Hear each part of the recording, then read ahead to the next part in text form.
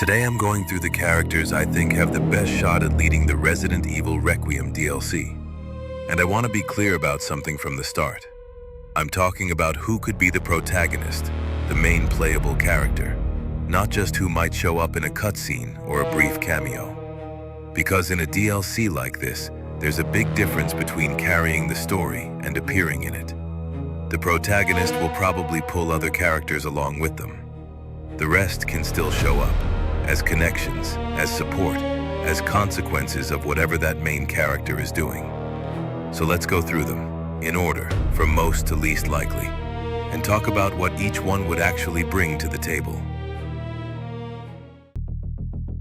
Leon is the strongest candidate, and I don't think that's a controversial take. He has the right balance of action and narrative weight. He's recognizable, he sells the DLC on name alone, and he fits perfectly into the kind of content Requiem seems to be building toward. If Leon leads the DLC, the tone would probably mix survival and action, movement, tension, and a story that runs parallel to the main game rather than repeating it. And here's the thing about Leon. If he's the protagonist, Ada almost certainly enters the picture. Their dynamic is one of the most recognizable in the entire franchise, and Capcom has never fully closed that thread. So Leon as the center, Ada as the other side of the story. That's the combination that makes the most commercial and narrative sense. The second option is Ada Wong, and the reasoning here is completely different from Leon. Ada wouldn't lead a survival DLC. She would lead an espionage DLC.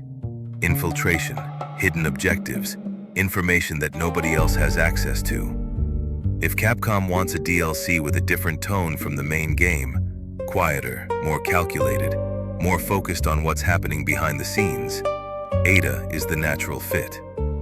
And if Ada leads it, Leon comes back as the emotional counterpoint. Their relationship is the oldest unresolved thread in the saga. A DLC that puts Ada at the center and Leon on the edges would work very well precisely because of that tension. It's a different kind of story, but it's one that Capcom knows how to sell. Chris Redfield is third, and there's a specific reason he's not lower on this list. The ending of Requiem puts him directly on the board. That message to Leon isn't just a narrative detail, it's a door that's been left open on purpose. Capcom doesn't do that by accident. If Chris leads the DLC, the story would probably pick up directly from that moment. He goes in, Leon becomes the bridge, and the content feels like an immediate continuation rather than a side story. Chris has always been the character who shows up when the situation is already broken. Military, tactical, no hesitation. A DLC with him would have a harder and more direct tone, less survival horror, more field operation. He's not the most surprising option, but he might be the most structurally logical one given where Requiem leaves things. Jill Valentine is fourth, and I want to be honest about why she's here rather than higher. Jill doesn't have a direct thread with the ending of Requiem the way Chris does, and her tone doesn't fit the espionage angle that Ada would bring. She occupies a different space in the franchise, but that space is still very valuable. Jill represents pure survival horror. Not action, not espionage. Fear, exploration, and tension. If Capcom wants the DLC to feel closer to where the series started, Jill is the answer. A DLC with Jill would probably be slower, darker, and more focused on atmosphere than on set pieces. A mansion, a facility, a space that feels genuinely threatening. That's Jill's territory. She wouldn't pull the same narrative threads as Leon or Chris, but she would appeal to a very specific and very loyal part of the fan base. That's not nothing. And the fifth name on this list is Alyssa Ashcroft. And I'll admit, this is the most speculative pick here.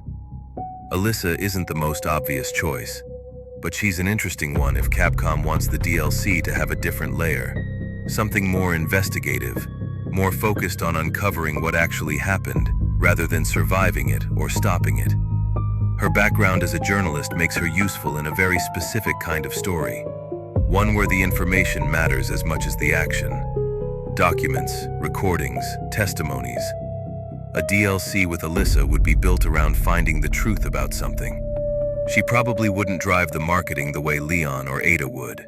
But narratively, she's one of the more coherent options if the goal is to add context rather than spectacle. She's the name I'd least expect, but also the one that could surprise the most if Capcom pulls it off. So, if I had to order them by how likely they are to lead the DLC, I'd put Leon first, then Ada, then Chris, then Jill, and Alyssa last. But the order matters less than the logic behind it. These 5 characters aren't just names on a list. Each one pulls a different kind of story with them. Leon brings Ada. Ada brings Leon. Chris connects directly to the ending. Jill brings back what the series does best. And Alyssa brings a layer that the other 4 don't. Whatever Capcom decides, the DLC probably isn't the end of the road. The dates that keep coming up, 2027, 2028, 2029, suggest there's a much longer plan in motion. Code Veronica Remake, Zero Remake, and whatever Resident Evil 10 turns out to be. The DLC is likely just the first step in that direction. If you have a different read on this, or if there's a character I haven't mentioned that you think deserves a spot, let me know in the comments.